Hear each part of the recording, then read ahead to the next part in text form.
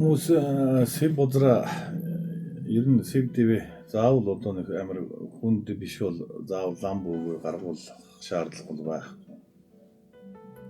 гэж зөвлөдөг юм бол тэгээд сэв гэдэг маань сэтгэлийн сэв гэж байна. Дотор бочуурл ихтэй сэтгэлийн гомдол тийм ээ ганц хаагдал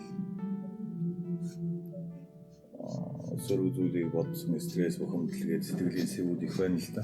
Тэгэхээр сэтгэлийн сэв түр задгаа асаахан зөвлөхөд бол энэ дотор бочуурл гэдэг зүйл байгаад байдаг. Энэ дотор бочуурл сэтгэлийн сэв гэдэг зүйлийг чинь зөв орчин цагаар нэг үг ярих бол сайхан дуулаад гаргацдаг.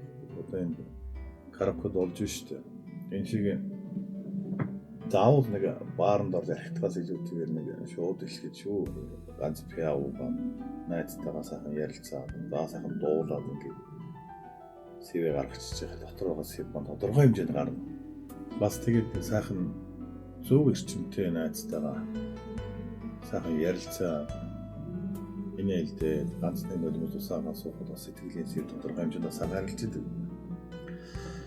За тэгээд чаах өндөрлөг нэг довон дээр гараад ч юм уу уулан дээр гараад тэгтэн мэдээж гарч болдог нь уулан дээр л дээ. Гараад сайхан гараа алдалж байгаа сайхан уул уснда залбирч байгаа. Үчтэйхэн хэд орилоод дотор байгаа бачуурлаа тодорхой хэмжээнд гаргаж өгөх. Канондор хөтлөөд орилдог үст гараа ингэж байгаа л дотор хэцүү он бачуурлаа нэгээ бас гаргаж явах хэрэгтэй. Тэр салхинд хуугдчихсан сэв бас биеийн сэв бас арилж идэг юм байна. Нарны илцээ сэвэрлэн, галын төлөө сэвэрлэн, хор бороогоор сэвэрлэн тодорхой хэмжээнд ч. За тэгээд сайхан салхинд бас сэв арилж идэг юм байна. Тэгэхээр хүн өөрөө энэ байгалийн амьтан болохоор байглаасаа бас сэв дэв арилгадаг бас байх хэрэгтэй. Тэгээ сайхан бадарч байгаа галаас сэтгэлийн сэв арилж идэг. Биеийн сэв арилж идэг. Гал их аятай зүйл юм. Тэгээд ялангуяа хур бороо. Зөөлөн шивэрсэн хур бороо. Бас хүний сэтгэлийн гоныг бодролыг оруулна. Ихтэй мэдээж гигийн толгой. Тэгээд ямарсандаа Монгол гэрийн хаалга онгоцоо зүйлийг хараад зургал байдаг да тийм ээ. Тэгээд тэр сайхан зөөлөн шивэрч байгаа бороо хаалганд авсраар хаалга онгоцоо хараас болж байгаа. Бас нэг Монголын их амар амгалан гэж ярьдаг чинь тэр амгалан байна гэдэг чинь жаргалтай байна гэсэн.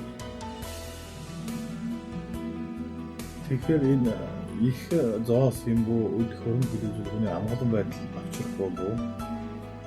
Тэгэхээр их энэ зоостой хүмүүсийг жаргалж байна гэж хэлж болохгүй юм шиг нэг талаас.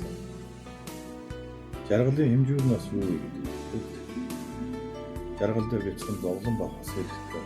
Яг нь юу хөвлөх юм 70% жаргал 30% зовлон дээр яг гоо балансд таардаг юм болдог шүү дээ. Тодорхой хэмжээнд 30% зовхгүй л хүн залуу жаргаж байгаа юм мэддэггүй байна.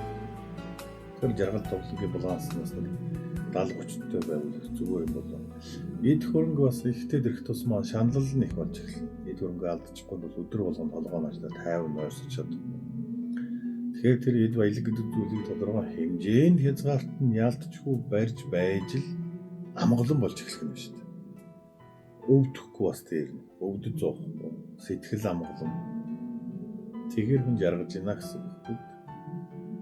За тэгээд үр хүүхдийнхаа инээд хөр ханижлынхаа халамжинд халуун дулаан уур амьсгаланд жаргаж байна гэж амгалан байна гэдэг чинь их жаргал юм байна. Тэгэхээр энэ мэд материалын шунлыг л тодорхой хэмжээнд хязгаарт тодорхой хэмжээнд заавал барихаас байгаа. Барьж байж л хүн сэтгэл амгалан болно. Сэтгэл амгалан байж л хүн жаргана. гэж боддог юм да. Тэрнээс би бусдад л амьдрал заагаад байгаа юм биш. Миний өөрийн зүгээр хөв бодол юм байдаг.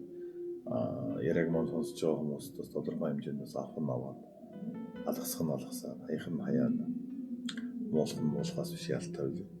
Энэ л байна.